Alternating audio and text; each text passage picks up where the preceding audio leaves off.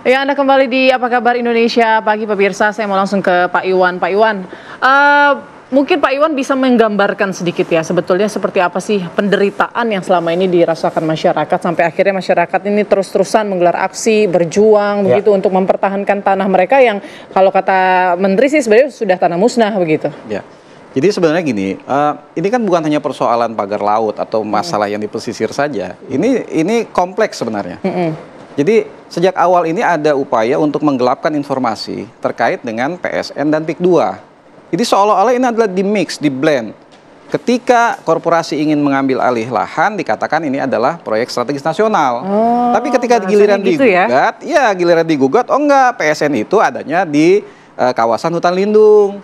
Kalau memang di kawasan hutan lindung, ngapain juga tanah-tanah warga ini dibeli dengan harga murah dan sangat murah. Berapa, Pak? Sebelumnya NJOP itu 103.000. Lalu tiba-tiba di 2022 menjadi 48.000. Yang diterima warga? Oh, jauh jauh di bawah itu. Karena nanti akan ada potongan ini, potongan itu, gitu ya. Artinya secara sistemik ini sudah dibuat, dikondisikan. Sehingga ketika disoal dia akan mengatakan, loh kami membeli dengan harga di atas NJOP. NJOP 48, dibayar 50.000. Masih di atas kan begitu alasannya. Tapi kan sebelumnya harga NJOP tanahnya 103.000. Setengahnya itu hilang. Belum lagi nanti ketika dilakukan pembayaran, ada yang sudah diberikan DP 10%, lalu berbulan-bulan, bertahun tidak selesai. Ada juga yang belum sama sekali dibayar. Tapi surat-surat sudah diambil, iya. Sudah diambil, bahkan sudah terbit. Iya, SHG betul. Gitu loh, ya. Jadi ini kan problem yang dirasakan masyarakat. Jadi yang sekarang dipersoalkan pagar itu hanya sebagian kecil saja. Dari berbagai macam persoalan yang menggurita di kawasan Tangerang. Ini aja Bang Iwan, pagi ini mungkin kita konfirmasi aja kepada Abang selaku tokoh pemuda anak kampung situ lah, gitu kan ibaratnya ya Bang ya. Nah itu kalau dari pernyataan sejumlah kepala desa, terutama ya di Kohot gitu, kalau dikatakan Kohot bukan bagian dari PSN, misalnya begitu. Nah faktanya tapi kepala desa bilangnya apa? Itu yang selalu dipakai untuk menekan masyarakat, menakut-nakuti masyarakat bahwa ini adalah proyek strategis nasional. Itu kepada masyarakat? Kepada masyarakat, kayak gitu? Iya, kepada pemilik lahan. Kadesnya, nanti dia kirim premannya. Oh, jadi masyarakat nggak punya pilihan ya, kayak diintimidasi gitu ya? Diintimidasi, betul. Bersuara sedikit dipanggil ke kantor desa. Nanti ada lagi aparat tertentu. Tapi kalau permasalahannya kan sekarang begini, masyarakat sendiri kan sebelum ada ini heboh gitu, memang kan sudah mengikhlaskan, bukan Bang Iwan, terkait dengan lahan mereka tersebut begitu loh. Oh itu kalau yang hilang. Iya, tanah betul. musnah tadi itulah. Yang tanah musnah, betul. Ini saya langsung mendapatkan pernyataan dan pengakuan dari beberapa orang yang memang tanahnya sudah hilang. Dan ini sudah berpuluh tahun yang lalu. Dan dia sudah menyatakan bahwa kami kalau memang ini ditelan oleh laut, kami ikhlas lillahi ta'ala. Karena ini pada dasarnya hak kami dapatkan juga karena diberikan oleh Tuhan. Itu yang menjadi soal saat ini mungkin Bang Iwan, karena kalau sudah ikhlas, lalu kemudian ada korporasi melalui masyarakat-masyarakat tersebut, begitu, ngapain dipersoalkan lagi, kan sudah ikhlas begitu. Ikhlas, karena nanti yang menikmati adalah nelayan-nelayan kecil. Rakyat-rakyat miskin yang dia mencari makan di situ, dia ikhlas. Tapi ketika ini dikelola oleh korporasi, diambil alih, ditutup akses nelayan, mereka terbangkitkan dong. Anggaplah saya misalkan wakaf ini untuk umat, untuk masyarakat kecil yang sama seperti saya, tapi ternyata kemudian diambil oleh korporasi. Artinya praktek nelayan kecil sudah tidak ada sama sekali prakteknya sejak pagar laut tersebut juga dibangun begitu. Iya, artinya begini, ini kan sebetulnya perairannya lebih dekat ke arah pantai ya. Artinya ini kan laut dangkal. Nah, jadi masyarakat nelayan-nelayan kecil itu di sekitar situ, kalau memang dia nelayan yang bermodal besar, tentu ke lautnya laut yang lebih tengah, lebih dalam gitu. Ya, mereka untuk ke laut saja misalnya butuh solar, ya kan butuh sangu dan seterusnya. Kalau dia ruang gerak di laut ini dipersempit, dibatasi gitu kan.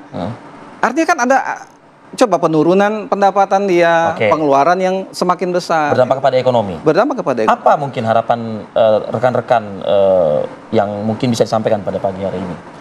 Ya, lagi-lagi saya ingin katakan masyarakat Banten ya itu sederhana sebetulnya. Yang pertama mengapresiasi langkah yang diambil oleh Presiden Prabowo atas ketegasan beliau untuk memerintahkan ini segera dicabut. Hanya memang masyarakat juga masih belum puas dengan kinerja Kementerian Kelautan dan Perikanan ya.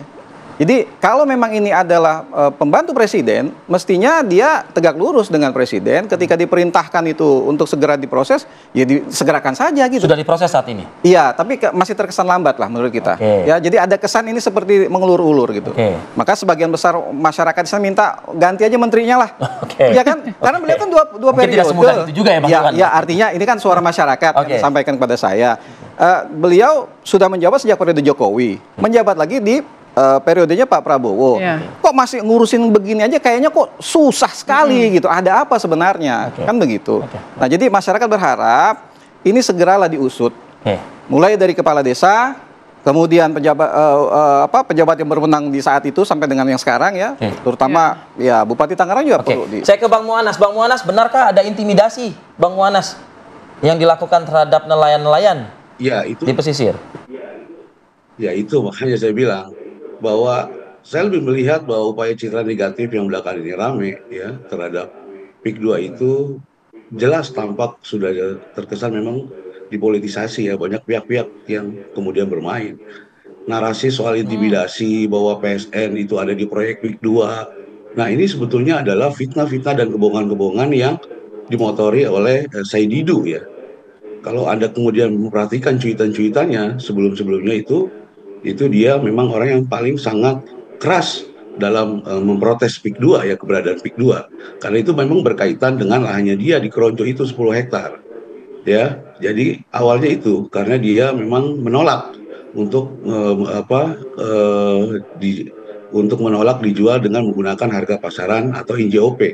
Ya, itu ya kemudian dia katakan sebagai bentuk tindakan perampasan, padahal yang selama ini kemudian dilakukan oleh PIK 2 dalam proses pembagian lahan itu bukan kita beli tanah murah, tapi berdasarkan kesepakatan sesuai NJOP dan harga pasaran.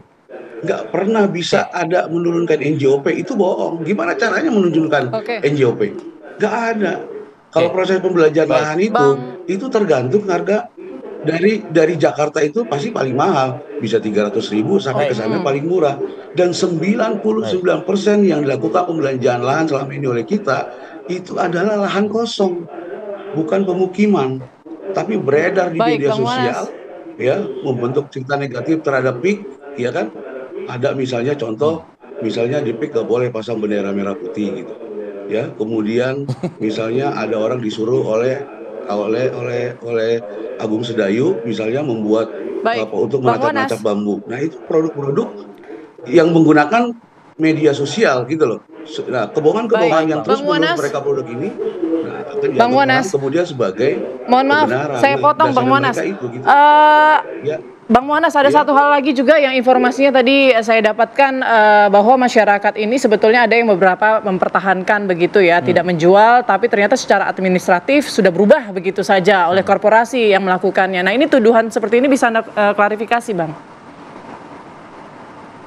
Iya, artinya gini, inilah yang namanya propaganda. Propaganda itu kan kalau kemudian ada 100 orang yang kemudian misalnya justru memberikan keterangan yang benar, ada 2 orang atau 1 orang mungkin yang kemudian tidak benar, kemudian di framing soal itu sebagai kebenaran. Dan itulah yang kemudian terjadi.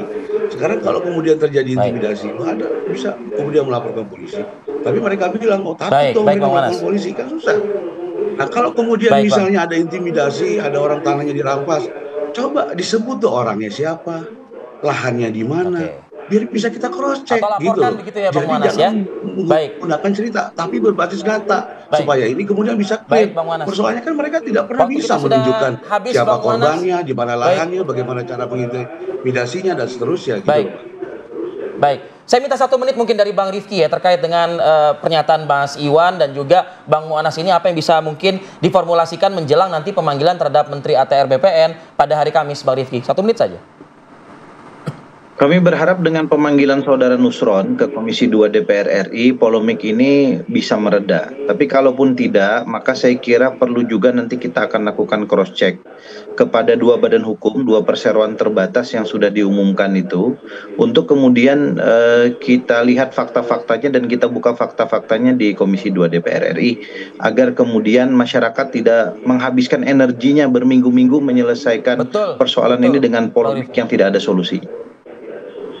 Baik. Baik, kita tunggu nanti kalau gitu rapat kerja dengan pemerintah pada hari Kamis. Bang Rifki, sehat selalu untuk Anda juga. Bang Muanas, terima kasih atas waktunya pada pagi hari ini. Bang Iwan Darmawan, terima kasih juga. Salam buat rekan-rekan nelayan. Sehat selalu Bapak-bapak.